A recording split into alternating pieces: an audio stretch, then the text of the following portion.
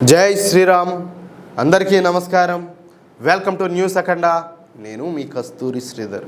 మిత్రులారా, మన దేశ రాజకీయాల్లో రాజ్యసభ ఎన్నికలు ఎప్పుడు కూడా వ్యూహాలు ప్రతి వ్యూహాలతో ఆసక్తికరంగా సాగుతూ ఉంటాయి. కానీ గత కొన్ని సంవత్సరాలుగా ఈ ఎన్నికలు దేశంలోనే అత్యంత పురాతనమైన రాజకీయ పార్టీ అయినటువంటి కాంగ్రెస్ పార్టీకు పెద్ద తలనొప్పిగా మారిపోయినాయి. తగినంత సంఖ్యాబలం ఉన్నప్పటికీ కూడా చివరి నిమిషంలో సొంత ఎమ్మెల్యేలే పార్టీని ముంచేసేటటువంటి క్రాస్ ఓటింగ్ సంస్కృతి ఈ కాంగ్రెస్ పార్టీను కోలుకోలేని దెబ్బ అయితే తీస్తుంది. గెలవాల్సినటువంటి సీట్లను కూడా ప్రత్యర్థులకు వదులుకోవాల్సిన పరిస్థితి రావడంతో రాజ్యసభ ఎన్నికలు కాంగ్రెస్ పార్టీకు ప్రధాన బలహీనతగా మారిపోయినాయి. సాధారణంగా ఈ రాజ్యసభ ఎన్నికల్లో ఎమ్మెల్యేలు తమ పార్టీ ఆదేశాల మేరకు తమ పార్టీ చెప్పినటువంటి అభ్యర్థులకే ఓటు అయితే వేయాల. కానీ పార్టీ నిర్ణయానికి వ్యతిరేకంగా ప్రత్యర్థి పార్టీ అభ్యర్థికి ఓటు వేయడాన్ని క్రాస్ ఓటింగ్ అని చెప్పేసి అంటారు. బహుశా ఈ విషయం మీకు కూడా తెలిసే ఉంటుంది. లోక్సభ ఎన్నికలతో పోలిస్తే రాజ్యసభ ఎన్నికల్లో పార్టీల అంతర్గత విభేదాలు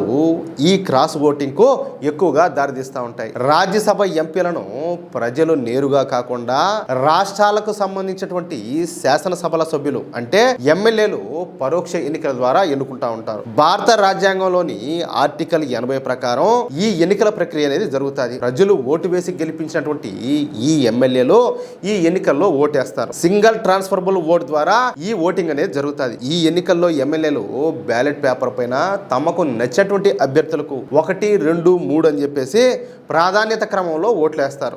రాజ్యసభ ఎన్నికల్లో ఒక అభ్యర్థి విజయం సాధించాలంటే ఒక నిర్దిష్ట సంఖ్యలో ఓట్లు అయితే రావాల్సి ఉంటుంది. సపోజ్ ఒక ఎగ్జాంపుల్ చెప్తా. ఒక రాష్ట్రంలో 100 మంది ఎమ్మెల్యే నుండి 3 రాజ్యసభ స్థానాలకు ఎన్నికలు కనుక జరుగుతూ ఉంటే ఒక్కో అభ్యర్థి గెలవడానికి కనీసం 26 మంది ఎమ్మెల్యేల మొదటి ప్రాధాన్యత ఓట్లు అయితే అవసరం ఉంటుంది. రాజ్యసభ ఎన్నికలలో ఓపెన్ బ్యాలెట్ విధానాన్ని ఉపయోగిస్తారు. ఈ రాజ్యసభ గరిష్ట సభ్యుల సంఖ్య వచ్చేసి 250. ప్రస్తుతం రాజ్యసభలో 245 మంది సభ్యులు అయితే ఉన్నారు. ప్రస్తుతం ఉన్న వాళ్ళలో 233 మంది రాష్ట్రాలు అలాగే కేంద్ర పాలిత ప్రాంతాల నుంచి ఎన్నికవుతారన్నమాట.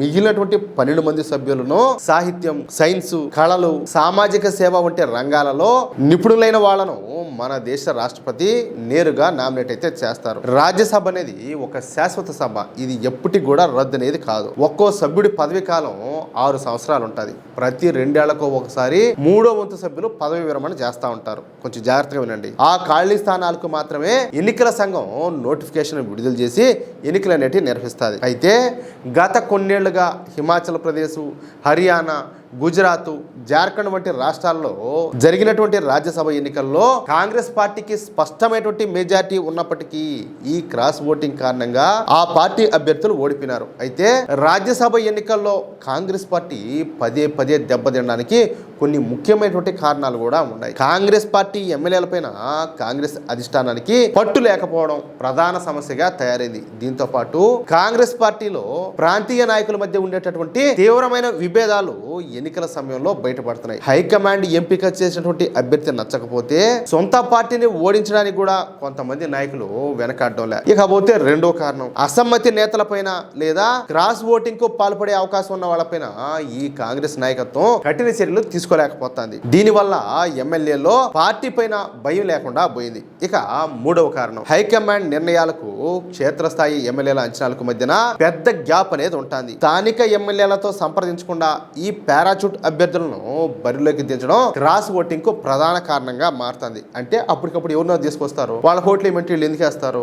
దీంతో భారతీయ జనతా పార్టీ కాంగ్రెస్ లోని అసంతృప్తిని క్యాష్ చేసుకోవడంలో సక్సెస్ అయితే అవుతుంది. ఆపరేషన్ కమల్ వంటి వ్యూహాలతో అసమ్మతి ఎమ్మెల్యేలను ఆకర్షించి కాంగ్రెస్ ఓట్లను అయితే చీలుస్తున్నారు. రాజ్యసభ ఎన్నికల్లో ఎదురయ్యే ఇటువంటి పరాజయాలనేటివి కేవలం ఒక సీటును కోల్పోవడంతో ఆగిపోవు. ఇవి పార్టీ పైన చాలా కాలం పాటు ప్రభావం అయితే చూపుతాయి. హిమాచల్ ప్రదేశ్ లో జరిగినటువంటి క్రాస్ ఓటింగ్ వల్ల కాంగ్రెస్ ప్రభుత్వం పడిపోయే పరిస్థితి కూడా వచ్చింది. అంటే దీన్ని బట్టి ఎమ్మెల్యేల పైన కాంగ్రెస్ పార్టీకి పట్టు లేదనేటటువంటి విషయాన్ని స్పష్టం అయితే చేస్తుంది. కాంగ్రెస్ పార్టీ గెలిచే అవకాశం ఉన్నటువంటి సీట్లను కూడా కాపాడుకోలేకపోవడం వల్ల దేశవ్యాప్తంగా ఉన్నటువంటి పార్టీ క్యాడర్ లో నిరాశ అయితే రోజు రోజుకు పెరిగిపోతుంది. జాతీయ స్థాయిలో ప్రతిపక్ష కూటమికి నాయకత్వం వహించాలనుకునేటటువంటి కాంగ్రెస్ సొంత ఎమ్మెల్యేలనే కంట్రోల్ చేయలేకపోవడంతో ఇక ఇతర ప్రాంతీయ పార్టీలు కాంగ్రెస్ నాయకత్వాన్ని నమ్మే పరిస్థితి అయితే కనపడ్డంలే. జాతీయ స్థాయిలో ఈ ప్రాంతీయ పార్టీలన్నింటినీ ఏకం చేసి కూటమికే నాయకత్వం వహించాలని చెప్పేసి మన 57 ఏళ్ల యువనేత అయినటువంటి రాహుల్ గాంధీ భావిస్తున్నాడు. అయితే సొంత పార్టీ ఎమ్మెల్యేలనే క్రమశిక్షణలో ఉంచుకోలేక గెలిచే సీట్లను కూడా చేతులారా పోగొట్టుకుంటా ఉంటే కూటమిలోని ఇతర ప్రాంతీయ పార్టీలు ఈ రాహుల్ గాంధీ నాయకత్వాన్ని అంగీకరించడానికి వెనకాడుతున్నాయి. కరెక్టే కదా.